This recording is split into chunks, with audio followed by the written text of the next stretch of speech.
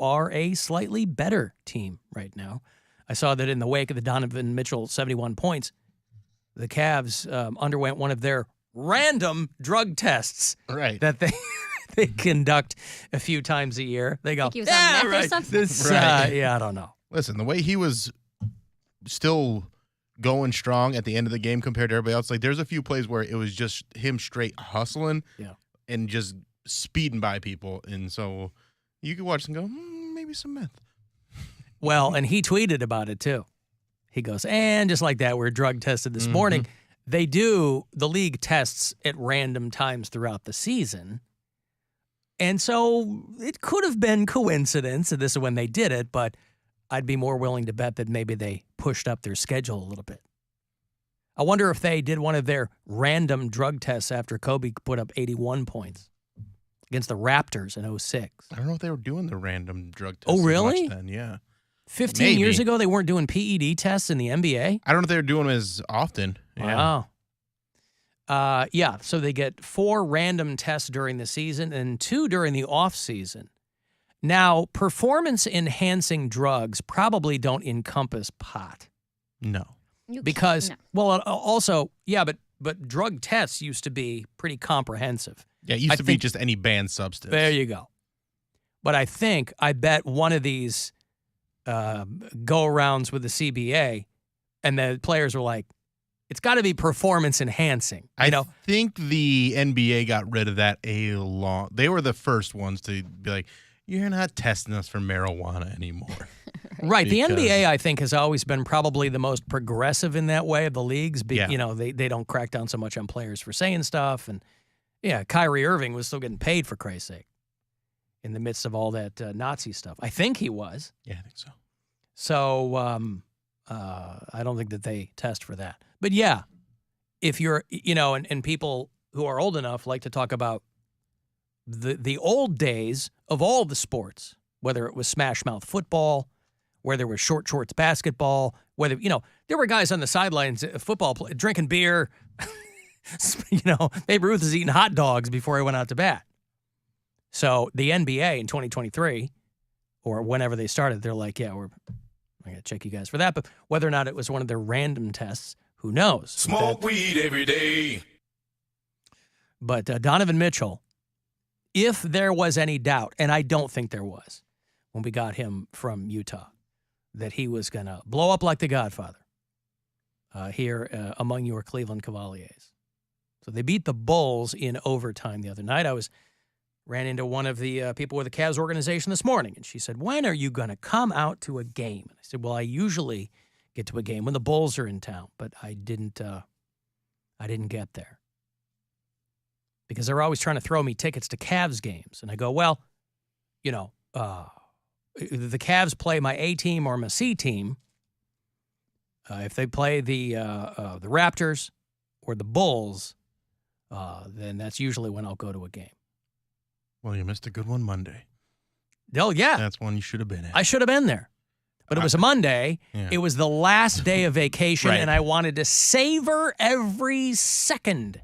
I went to one game over break with our program director. He invited me, and we were in the Westfield Club, which is like, you and Rob Anthony? Yeah, it was very swanky. Well done. His neighbor and his neighbor's dad invited us, and we got to hang out in there. It was very, very, very nice. They're Wait. great people. Rob's neighbor's dad?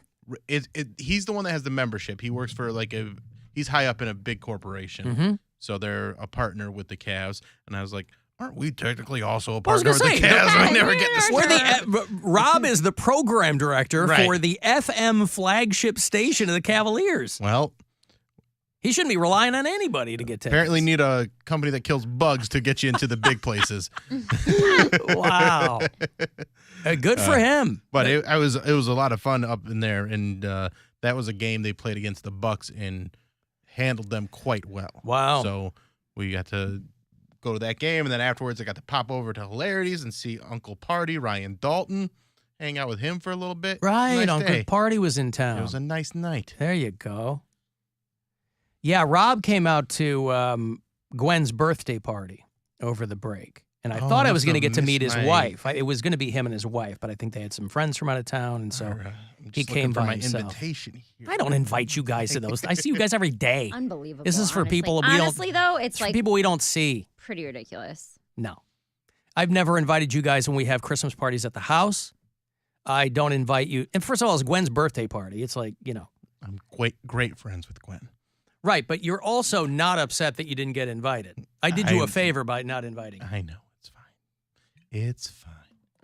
Alan, weed is the ultimate PED for basketball. Get you in the flow.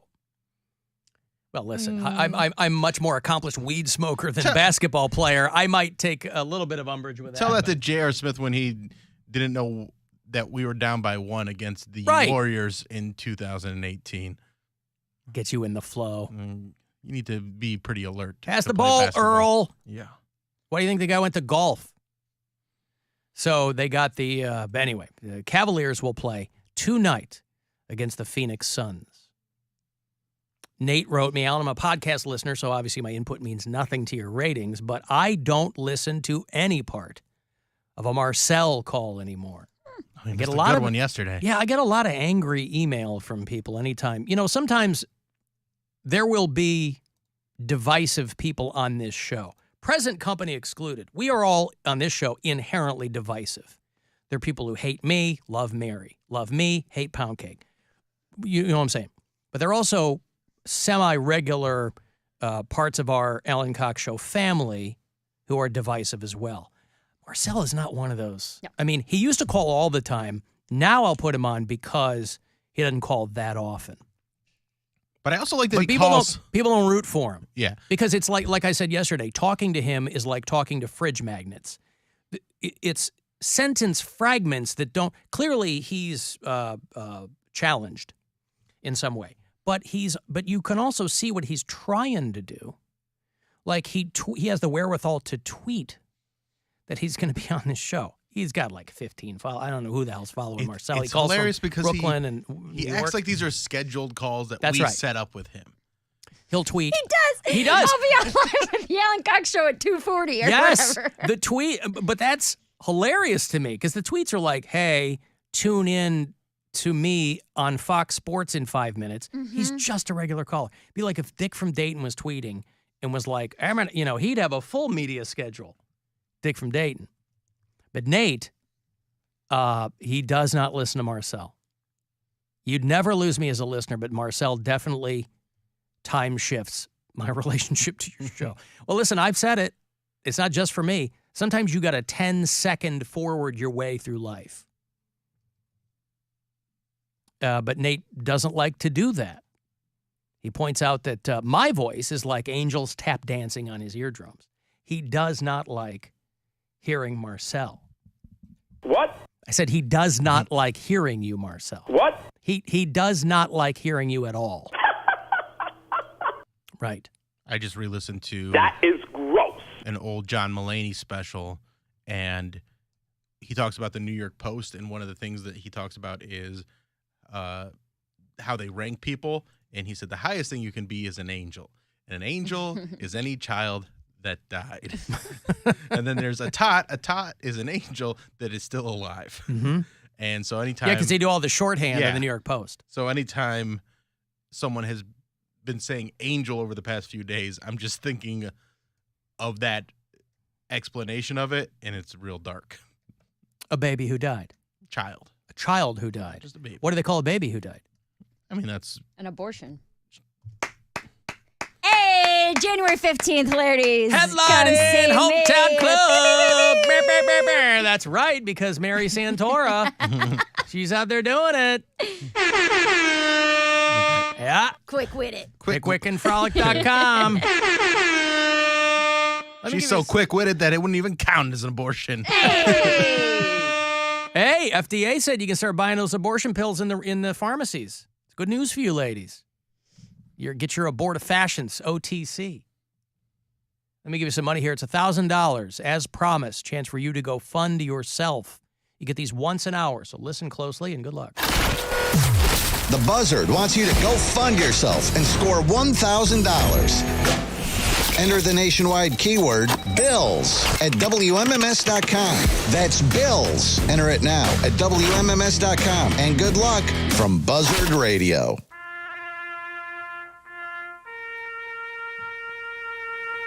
You know, we were talking yesterday about all the celebrities that died while we were gone. There were no shortage of them. There was Pope Benedict, Benny 1-6, as we called him in the Catholic Church. There's Barbara Walters. There was that rally car driver. One more celebrity has bitten the dust. Things remembered. Oh, that was my go-to in high school for It was presents. everyone's go-to in high school. This was your entree into gifts for a significant other. I'm old enough where, like, ID bracelets were the big deal. You'd get these thick gold chain bracelets with a flat gold plate at Things Remembered. Sometimes you'd find it as a kiosk in your local mall. Sometimes you'd find a bigger store, full store. And the ID bracelets, this is what you gave to the you got their name engraved on it. I completely forgot that those stores even existed. Well, they're not going too much longer. Things Remembered is it is a Cleveland company, and they have announced that over 160 jobs will be lost. They're closing their corporate office in Richmond Heights, and they're closing their distribution lost center. but not forgotten.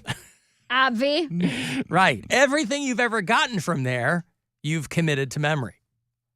They're closing the distribution center in Mahoning County as well. Again, who knew that Things Remembered was still, what do they do? They'll go online. I mean, they filed Chapter 11 a couple of years ago. They got purchased by some investment company or something. I don't know. But I will always associate them with those ID bracelets or great last-minute gift idea kiosk. If you had to get a gift for someone, it really kind of predated Bath and Body Works for last-minute. Who was some comedian called Bath and Body Works last-minute bad gift warehouse or something? Todd Barry, I think, might have made that joke. But Things Remembered, a Northeast Ohio company. Well, that is a It is bummer. going away. I mean, online shopping in general probably was a big part of it, but Etsy probably took a big chunk out of their sales because people can get more personalized stuff. Of course. On Etsy. Where am I going to get Grogu oven mitts except going to somebody's Etsy store? They did try. All kinds of dumb crap that anybody makes, they can sell on Etsy. They did try and shift to appeal to a more urban market for a while. Oh, yeah. Meaning? Things Remembered. I knew it. Thangs Remembered. Got one of them things. You stink! Oh, Thangs Remembered. All right. Well, apparently that didn't go well because, but you got to put a good face on it. Anytime a company does this, they go, oh, it's going to be an exciting new chapter, and we're going to have an even greater selection, and we'll have details for it. Of course, it's not an exciting new chapter for the 160 people who will be unemployed over there at Things Remembered. Sure, they would rather forget. They're like, God, now I got to go work at what? Claire's? Claire's Boutique. Is Claire still a thing? Claire's is still a thing.